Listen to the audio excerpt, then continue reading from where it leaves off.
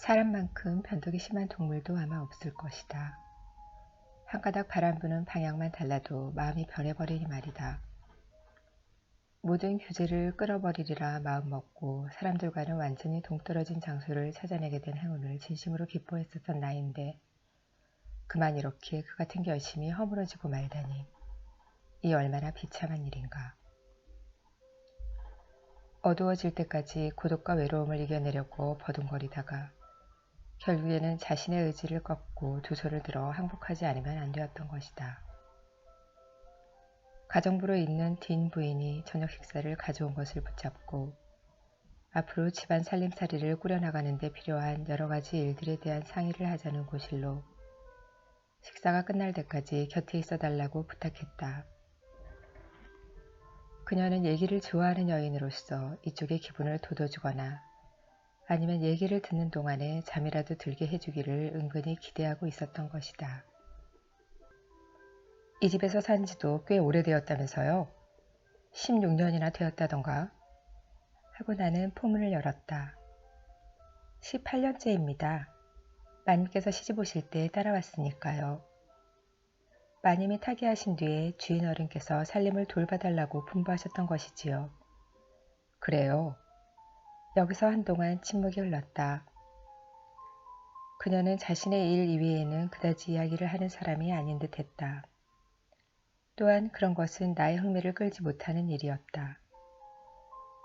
그런데 불그스레한 얼굴로 한참 동안 무엇인가 골똘히 생각하고 있는 듯 무릎 위에 움켜진 주먹을 얹고는 묵묵히 앉아있다가 갑자기 입을 열고 불쑥 소리 지르는 것이었다. 정말이지 그 무렵에 비하면 세상이 참 많이 변했어요. 그렇긴 합니다. 나는 그 말의 뜻을 새겨볼 겨를도 없이 대답부터 했다. 부인은 온갖 우환을 다 겪었겠지요. 그야 뭐 말할 것도 없지요. 그녀가 말했다. 그렇다.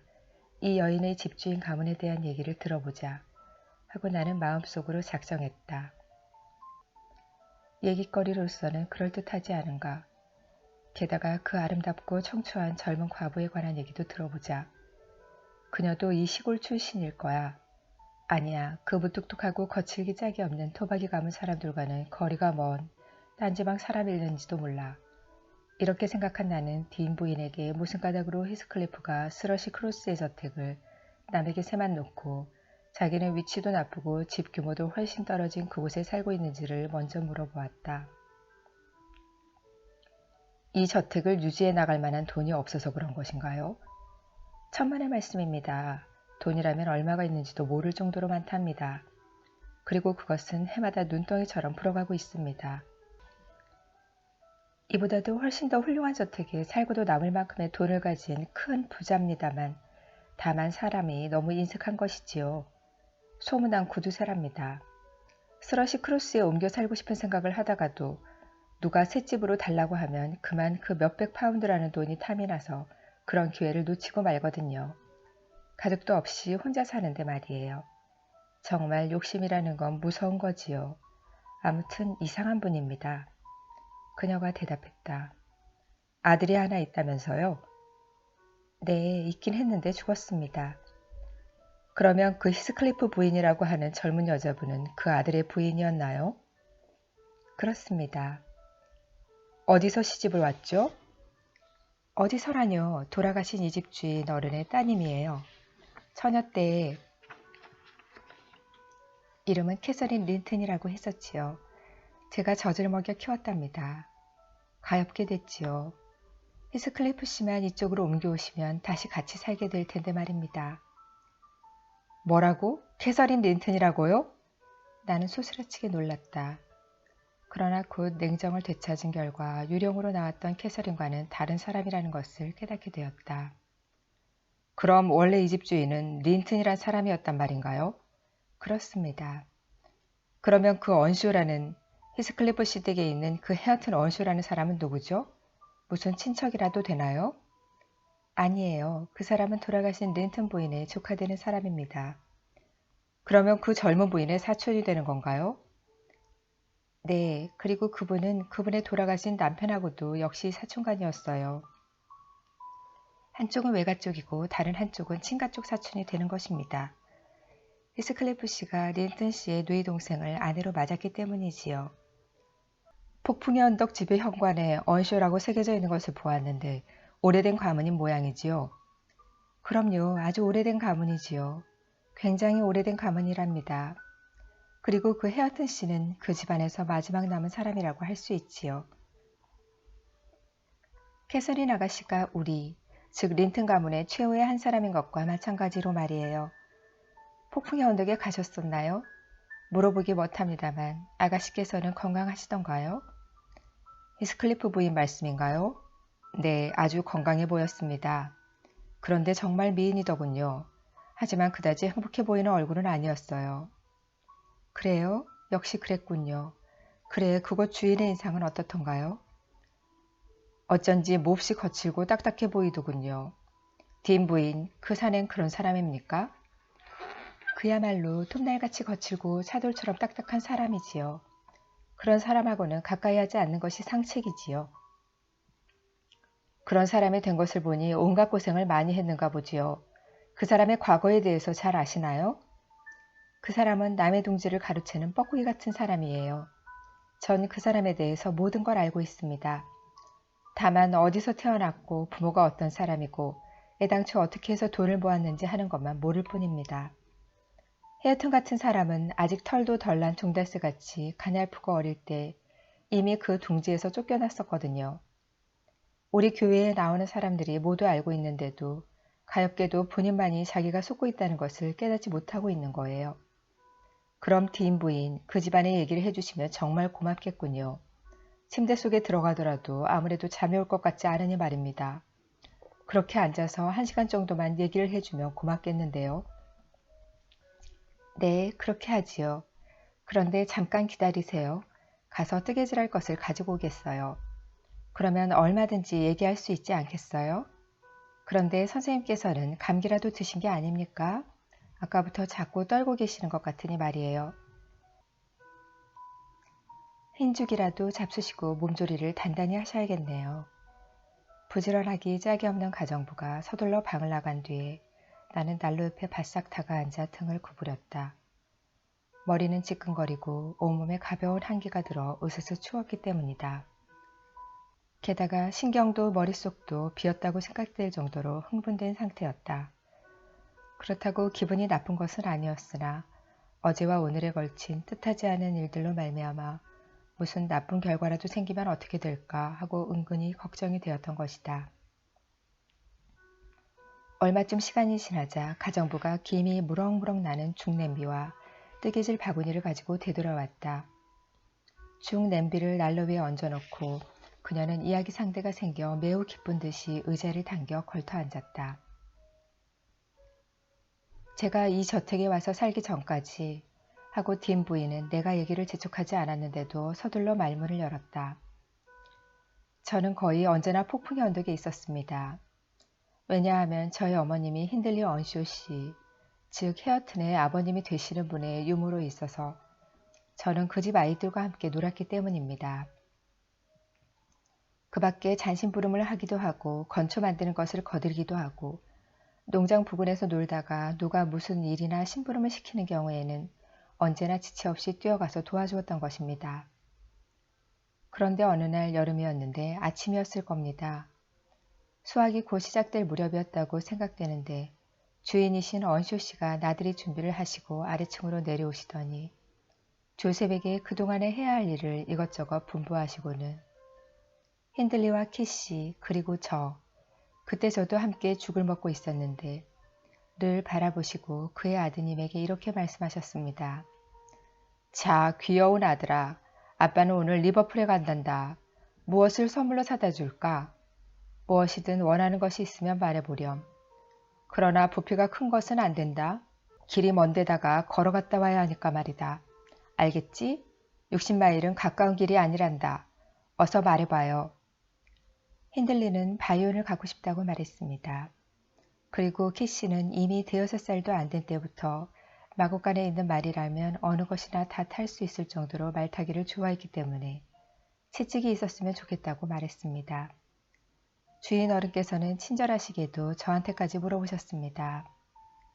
때로는 몹시도 엄하게 다루시기도 했지만 본 마음은 고우신 분이라 저에게는 사과를 한알음 사다 주시겠다고 약속해 주시고 아이들과 작별의 키스를 나누신 후 길을 떠났습니다.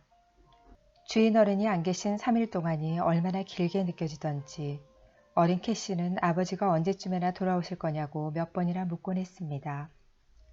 사흘째 되던 날 저녁 마님께서는 큰 날이 깨서 저녁 식사 때까지는 돌아오실 거라고 생각하고 1시간만 더, 1시간만 더 하고 식사를 자꾸 미루며 기다리고 계셨습니다. 그러나 아무리 기다려도 돌아오시지 않았으므로 좀이 쑤셔 견디지 못한 아이들은 문 밖에까지 나가 기다리고 서 있기도 했습니다. 그러는 동안 해가 지고 어둑해져서 마님은 아이들을 재우려 하였으나 모두가 좀 더 기다리면 안 되겠느냐고 눈물을 글썽이면서 애원하는 것이었습니다. 그때가 11시쯤 되었을 때인데 출입문의 빗장이 조용히 열리면서 주인 어른께서 들어오셨습니다. 주인 어른께서는 의자에 털썩 주저앉으시더니 웃음 반, 쉬는 반으로 너무나 피곤하여 죽을 지경이니 아무도 가까이 오지 마라. 영국 땅을 다 준다 해도 이젠 다시 이런 여행은 안 하겠다 하고 말씀하시는 것이었습니다.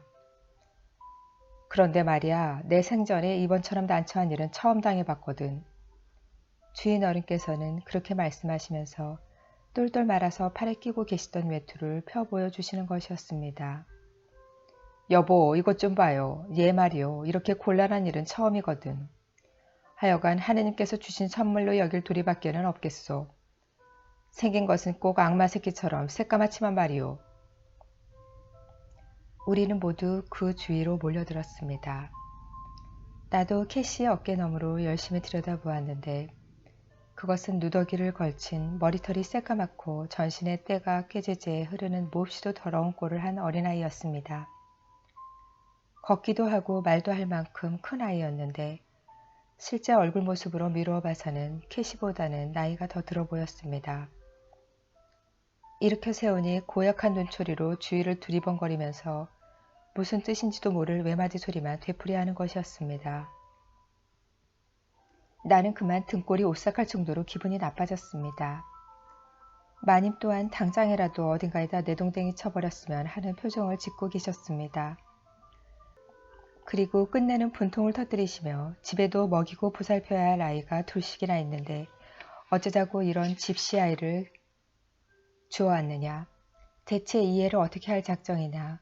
당신 좀 이상해진 것 아니냐 하며 책망하기 시작했습니다. 주인 어른께서는 변명할 기회를 얻으려고 하셨습니다만 너무나도 피곤하고 게다가 마님께서 하도 큰 소리로 난리를 치시는 바람에 나는 그 얘기를 제대로 다 들을 수가 없었습니다. 그러나 대충 주워들은 바에 의하면 이 아이가 리버풀 거리에서 잠잘 곳도 없이 굶어서 벙어리처럼 말도 제대로 못하고 있는 것을 발견하시고는 누구 집 아이인지 사방으로 알아보았으나 끝내 그 부모를 찾을 수가 없었다는 것이었습니다. 그런데 여비나 시간의 여유도 없고 우물쭈물하다가는 돈만 낭비할 것 같아 차라리 집으로 데리고 오는 것이 낫겠다는 생각이 들었답니다. 일단 불쌍히 여기고 주인 아이를 그냥 나 몰라라 하고 올 수도 없었다는 것입니다. 이렇게 말씀하시니 마님도 투덜투덜 불평하는 정도로 노기를 걷어들이고 납득하시는 것 같았습니다. 그런 뒤 주인 어른께서는 그 아이를 목욕시켜주고 말끔한 옷으로 갈아입혀서 아이들과 함께 재우라고 분부하시는 것이었습니다. 힌들리와 캐시는 그 소동이 끝날 때까지 얌전하게 사태를 바라보고만 있더니 이윽고 아버지의 호주머니에 손을 쑤셔 넣어 약속한 선물을 찾기 시작했습니다. 힌들리는 이미 14살이나 되어 있었으나 외투 주머니 속에서 완전히 부서진 바이올린이 나오자 그만 울음을 터뜨리고 마는 것이었습니다. 캐시 또한 주인 어른께서 주워온 아이한테 신경을 쓰느라 그만 사서 가지고 있던 채찍을 어디엔가 빠뜨리고 말았다는 얘기를 듣자 화가 머리끝까지 나서 그만 그 검둥이 같은 아이를 붙잡고는 이를 드러내기도 하고 침을 뱉기도 하면서 분풀이를 하기 시작했습니다. 드디어 아버지에게서 버릇을 고쳐야 되겠다는 말씀과 함께 몇 가지 한데 얻어맞은 두 아이는 그 검둥이같이 주워온 아이와 함께 자는 것은 고사하고 방에 들이는 것조차 싫어했습니다. 저도 두 아이 이상으로 무슨 넓은 마음을 가지고 있던 것도 아니었으므로 내일 아침까지 어디로든 꺼져버려 주었으면 하고 생각하게 되었고, 주인의 분부가 있었음에도 불구하고 그 아이를 계단 입구에 내팽개치고 제 방으로 돌아갔습니다. 그런데 그것이 우연이었는지 아니면 무슨 소리라도 들었기 때문인지 하필이면 그 아이는 주인님이 주무시는 방문 앞으로 걸어갔던 모양인지 주인님께서 방을 나오시다가 그 아이를 보게 된 것입니다. 그 아이가 밤중에 나돌아다니는 것을 보고 어떻게 된 일이냐고 굉장히 화를 내시며 추궁하시는 것이었습니다. 나는 딱히 변명할 말을 찾지 못해 사실대로 고백하고 말았습니다. 그러자 이렇게 비겁하고 무정한 아이는 데리고 있을 수 없다고 하시면서 저더러 나가라는 것이었습니다. 이것이 바로 그 집에 히스클리프가 오게 된 경위입니다. 저는 아주 쫓겨났다고 생각하지는 않았으므로 며칠 뒤에 돌아와 보니 그 아이에게는 히스클리프라는 이름이 붙여져 있었습니다. 그것은 어렸을 때 잃은 아들의 이름이었는데 그때부터 그 아이의 이름도 되고 성도 된 것이었습니다. 캐시 아가씨는 이 아이에게 퍽 친절하게 대했습니다만 힌들리는 그 애를 아주 싫어했습니다. 사실 저 역시 그 애를 몹시 싫어했고 힌들리와 짜고 그 아이를 골탕 먹이기도 하고 심하게 괴롭히기도 했습니다.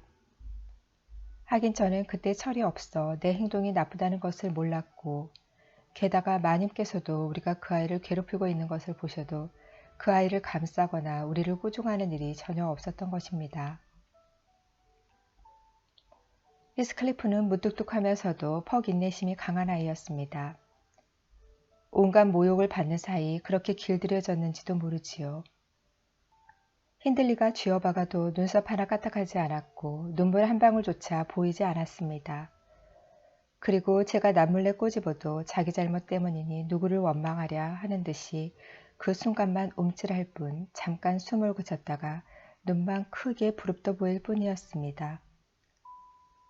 이처럼 갖은 수모와 천대를 말 한마디 없이 꾹 참고 견디는 것을 눈치채신 주인님께서는 힌들리 도련님이 이 불쌍한 아비 없는 자식, 그렇게 말하는 것이 주인님의 입버릇이었습니다만 불쌍한 아비 없는 자식을 못살게 구는 것을 보시기만 하면 노발대발하시면서 이만저만 나무라시는 것이 아니었습니다.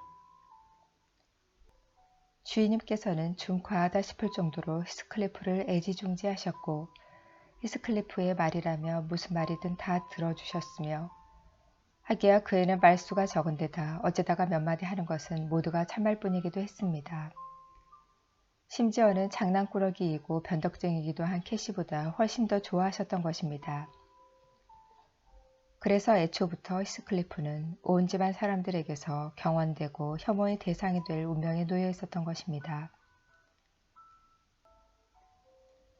마님께서는 그 뒤 2년이 채 못되어 돌아가시고 말았는데 그때쯤엔 이미 젊은 주인님이 되신 힌들리 도련님께서는 아버지에 대해서 정보다는 압박감을 느꼈고 히스클리프를 아버지의 애정과 자기의 집안에서의 모든 특권을 가로챈 역적처럼 생각하게 되었던 것입니다. 이렇게 그에게서 받은 피해만 자꾸 생각하다 보니 더욱더 그를 증오하게 되었고 그만큼 모든 일이 못마땅하게 생각되었던 것 같습니다. 저 역시 얼마 동안은 도련님을 동정하고 있었으나 그때 아이들이 홍역을 앓게 되어 보살피지 않으면 안 되게 되었고 동시에 가사까지 돌봐야만 했습니다. 따라서 어느덧 저의 생각도 달라지게 되었습니다. 히스클리프는 병에 걸려 위독한 상태에 빠졌고 심하게 고통이 덮쳐 누를 때에는 잠시도 저를 머리맡에서 떠나지 못하게 하는 것이었습니다. 그 아이는 내가 진심으로 자기에게 친절을 베풀고 있다고 여기는 것 같았습니다. 그러나 분명히 말해두지만 그 아이만큼 온순하고 조용한 아이는 다시 없었을 것입니다. 다른 아이들과는 너무도 대조적이어서 저도 어느덧 저 자신이 가지고 있던 그릇된 편견을 버리지 않을 수 없었던 것이지요. 캐시와 핸들리는 저를 몹시도 성가시게 했으나 그 아이는 마치 새끼 양과도 같이 한마디 불평도 하지 않았습니다. 돌이켜보면 그 아이가 그토록 얌전하고 제 속을 썩이지 않았던 것은 그 아이가 꼭 온순해서가 아니라 실은 고집쟁이였기 때문인 것 같기도 합니다. 히스클리프는 마침내 위기를 넘겼습니다. 의사 선생님께서는 이렇게 살아난 것은 무엇보다도 저의 헌신적인 보살핌 때문이라고 입에 침이 마르도록 칭찬해 주셨습니다. 이렇게 칭찬을 받으니 기분이 나쁘지는 않았습니다. 그리고 이것도 히스클리프 덕분이라고 생각하니 이제부터 좀 더 친절하고 다정하게 대해줘야겠다는 생각이 들었습니다. 이렇게 되고 보니 힌들리는 마지막까지 믿었던 자기 편을 잃고만 셈이 되었지요. 그러나 저는 히스클리프를 진심으로 귀여워하지는 않았습니다. 오히려 도대체 주인님께서는 이렇게 무뚝뚝하고 고집스런 아이의 어떤 점이 마음에 들어 그토록 귀여워하시는 것인지 시간이 흐를수록 더 궁금해지는 것이었습니다. 주인님의 사랑을 한 몸에 받으면서도 조금도 고마워하는 기색을 보이지 않았으니 말입니다. 그렇다고 해서 주인님에게 무슨 무례한 언동을 취하는 것은 아니었고 다만 그 은혜를 미처 느끼지 못하는 것 같았습니다. 그러나 그는 자신이 주인님의 총애를 받고 있다는 것과 그로 인해 자신이 무슨 일이든 부탁만 하면 집안 식구들이 자기를 따르지 않을 수 없을 것이라는 점까지도 터득하고 있었습니다. 한 예로 주인님이 언젠가 마을 장터에서 망아지 2피를 사가지고 오셔서 사내 아이들에게 한 피씩 나누어 주셨습니다. 히스클리프는 재빨리 좋아 보이는 말을 차지했는데 그 망아지가 얼마 안 가서 그만 절름발이가 되었습니다. 히스클리프는 이것을 알게 되자 곧장 힌들리한테 말했습니다.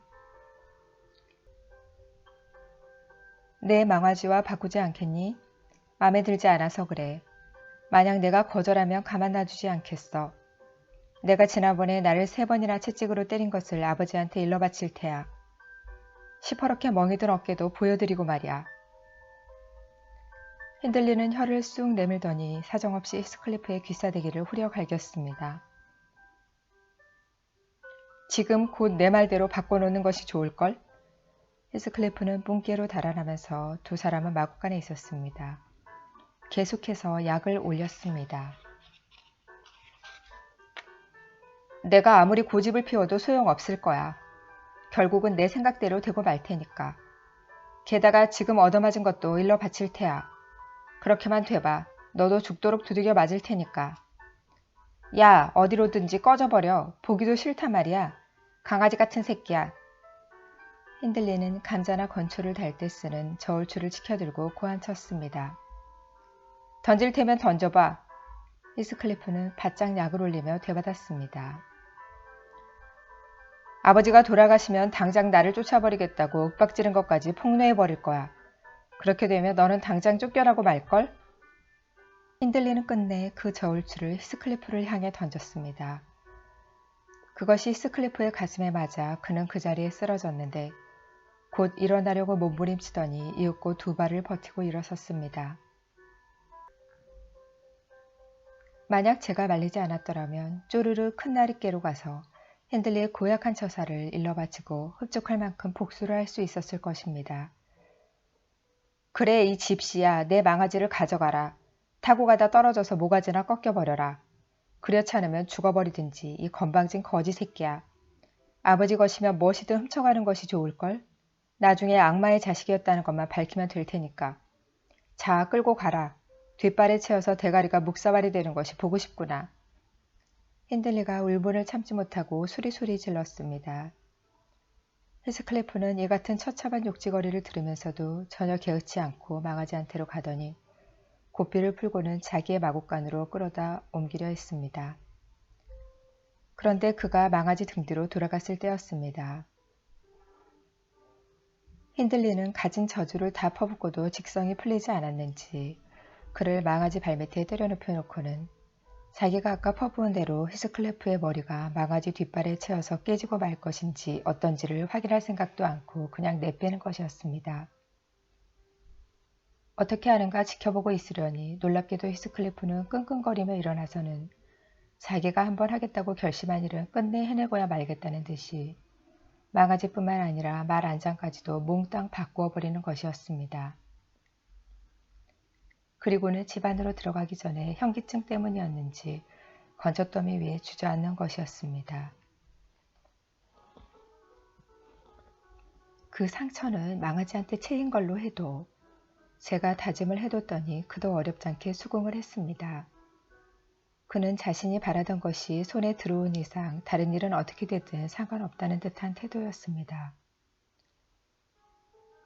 실제로 이만한 일을 가지고 죽는 신용 같은 것은 안 하는 고집센 아이였으므로 비열하게 복수하리라고는 털끝만큼도 생각하지 않았습니다. 나중에 가서야 제 생각이 커다란 착각이었다는 것을 알게 되었습니다.